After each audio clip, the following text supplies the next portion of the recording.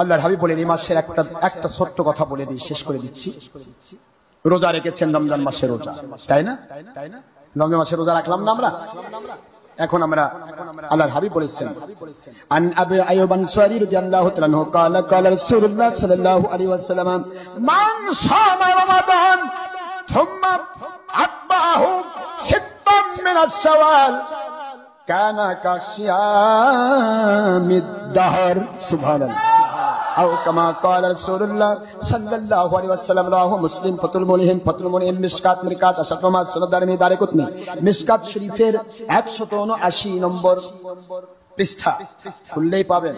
আল্লাহর হাবিব বলেন দুনিয়ার মুসলমানেরা রে, রমজান মাসে রোজা যারা রাখলো আর এই রোজার পরে তার সাথে আরো 6টা রোজা, শাওয়াল মাসের 6টা রোজা যারা অ্যাড করে দিল, আমি আল্লাহ ঘোষণা দিলাম। কোরআনের ভাষায় নবী বলেন, আল্লাহর কুদরতি ঘোষণা নবীজি দিচ্ছেন। নবী পাক সাল্লাল্লাহু আলাইহি সাল্লাম বলেন তাকে আমার আল্লাহ ঘোষণা দিয়েছেন পুরা মাস তারা, পুরা বছর তারা খাবার খাবে, কিন্তু তারা রোজা আছে এই ফজিলত আমার আল্লাহ দান করবে। কানা কাশিয়ামিদ দাহর। রমজান মাসে রোজার সাথে আরো 6টা রোজা যে শাওয়াল মাসে অ্যাড করলো, তারা সারা বছর খাবার খাবে কিন্তু রোজা রাখার সওয়াব পাবে। রাখা দরকার আছে। তবে রমজান মাসের রোজার এই রোজার মধ্যে পার্থক্য। রমজান মুবারকের রোজা ইচ্ছে করে কেউ যদি একটা ত্যাগ করে তাহলে তার কবিরা গুনাহ হবে, কাফারা দিতে হবে, অনেক কিছু করতে হবে, ফরজ দেখি। আর শাওয়াল মাসের 6টি রোজা ফরজ নয়, নফল।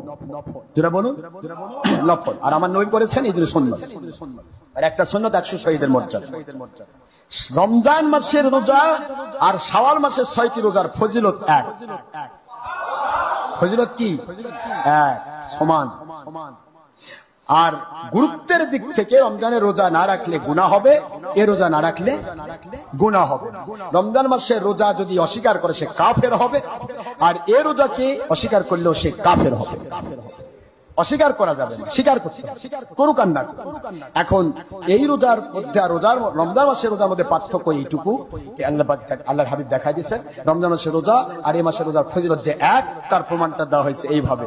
বৎসর কত দিনে হয়? সৌর বৎসর 365 আর চন্দ্র বৎসর 354।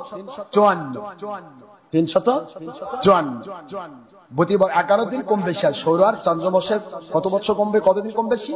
11 দিন কম বেশি। এই জন্য বছর ঘুরে ঘুরে আসে। সৌর বছর ঠিকই থাকে, 7 বছর কমে যায়। এক বছর আপনি রোজা রাখতেছেন অগ্রহণ মাসে, আরেক বছর রোজা রাখতেছেন জুন মাসে। কি ঠিক না ঠিক? কম বেশি হচ্ছে না? যদি একই হতো তাহলে একই সময় রোজা হবে। সুতরাং এই যে পার্থক্যটা, আপনি বছরে 365 দিন, আল্লাহর হাবিব বোঝাচ্ছেন একের বদলা 10 যদি হয়, তোমাদের 30টি রোজার বদলে 30 10 300 দিনের গুনাহ আল্লাহ মাফ করে দিলেন। আরো 6টি রোজা যদি একত্রিত করো, 6 10 7 দিনের গুনাহ মাফ হয়ে গেল। আর যদি সৌরবৎসর হিসাব করো, 5 দিন রোজা রাখা নিষিদ্ধ। 5 দিন রোজা রাখা নিষিদ্ধ, এই জন্য দিনের আওতা মুক্ত রাখা হয়েছে। 307 দিন রমজান মাসের 300 দিন, এই 6 দিনে 7 দিন, 307 দিনের গুনাহ মাফ, 307 দিন রোজা রাখার সওয়াব। আর চন্দ্র মাস হিসেবে যদি ধরেন তাহলে তো আরো মজা। 354 দিন, 7 পর্যন্ত যাচ্ছেই না, আরো 6 দিন আমরা অতিরিক্ত পাচ্ছি। ঠিক না ঠিক? তো আল্লাহ কুদরত ওয়ালার হাবিব হুজুর পাক সাল্লাল্লাহু আলাইহি ওয়াসাল্লাম বোঝালেন রমজান মাসের রোজা আর এই রোজার মধ্যে পার্থক্য এইটুকু, ফজিলতের দিক থেকে সমান, কিন্তু গুরুত্বের দিক থেকে একটা নফল আর একটা ফরজ। কি করে বোঝা গেছে? তো ইনশাআল্লাহ রাখার চেষ্টা করবেন। এই রোজা রাখার নিয়ম হচ্ছে আর ভেঙে ভেঙে রাখা। ভেঙে ভেঙে রাখা উত্তম। মানে একটা রাখছেন, একদিন পর একটা রাখলেন। কথা বুঝছেন নাকি? এটা উত্তম। আমি বলি আমরা একসাথে কয়েকটা সুন্নাত একত্রিত করব। সপ্তাহে সোমবার দিন রোজা রাখা সুন্নাত হুজুর রেখেছেন নিজে। হুজুর বলেছেন এই দিন আমি পৃথিবীতে এসেছি, এই দিন আমি জন্ম নিয়েছি, এই দিন তোমরা রোজা রাখো, আমি রোজা রাখতেছি। সুবহানাল্লাহ। মুসলিম শরীফের হাদিস। এখন সোমবার দিন রোজা রাখা, তাহলে 4 সোমবার 4টা। কি ঠিক আছে না?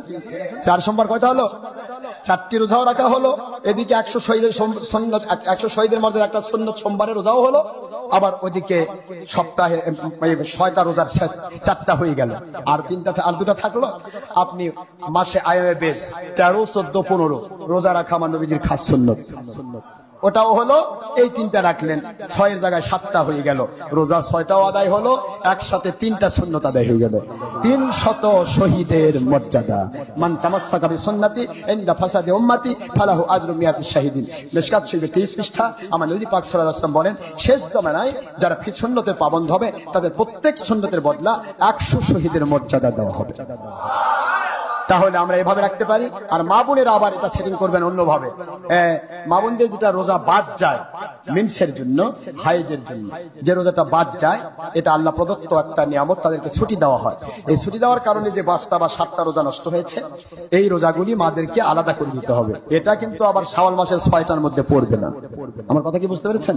শাওয়াল মাসের 6টার মধ্যে ঢুকে আগে বলবে যে আমি তো ওটাও রাখছি এটাও রাখছি, একসাথে হয়ে গেল, এরকম চিন্তা কেন? ওটা ফরজ, আর এটা ফরজ আর নফলের নিয়ত একসাথে হয় না। নফলে একসাথে হয়, ফরজ আর নফল একসাথে হয় না, এটা হবে না। ওটা ফরজিয়াত আলাদাভাবে আদায় করতে হবে। এরপর যে আপনার শরীরে মিটে আপনি করতে চান 6টা রোজা আলাদা করবেন। আলাদা করতে পারলে ভালো, না করতে পারলে আপনি আলাদা করুন। আর এটা ফরজ নয়, কিন্তু ফরজটা আপনাকে কন্টিনিউ করতেই হবে, ওটা আপনাকে করে দিতেই হবে। এই তাদের মনে থাকে যে কারো কোনো কাজা গেছে, আপনার বা আমার, যদি কারো কোনো কারণে যদি কাজা যায়, অসুস্থ হয়েছে, বিভিন্ন কারণে মুসিবতের হালত ছিলেন, তাহলে যদি কাজা যায়, তাহলে ওই কাজার জায়গা কিন্তু আপনার এই 6টার আওতায় আসবে না। কাজাটা আদায় করা ফরজ, আর এই 6টা আদায় করা নফল, সুন্নতে জায়েদা। এখন এটা আলাদা জিনিস, ওটা আলাদা জিনিস, ওটা আপনাকে করে দিতে হবে। এরপরে যদি সম্ভব এটা করবেন। তবে এটা আর রমজান মাসের রোজার ফজিলত কিন্তু এক সমান। জোরে বলুন সুবহানাল্লাহ। আল্লাহ পাক আমাদের বোঝার তৌফিক দান করুন। নফলের গুরুত্ব থাকতে হবে, যেহেতু আল্লাহ কোরআন শরীফ সূরাতুল বাকারার 184 নম্বর আয়াতে বলেছেন, 2 নম্বর সূরা, 2 নম্বর পারা, মদিনাবতীর সূরা, ওয়ান তাসুমু খায়রুল লাকুম ইন কুনতুম তা'লামুন। যদি তোমরা অতিরিক্ত নফল রোজা রাখো, নফল ইবাদত করো, আমি আল্লাহর কাছে এটা তোমাদের অতি উত্তম হবে, কারণ তোমাদের নফলটাকেই কিয়ামতের দিন আমি আল্লাহ পাক ফরজের ঘাটতি পূরণ করব।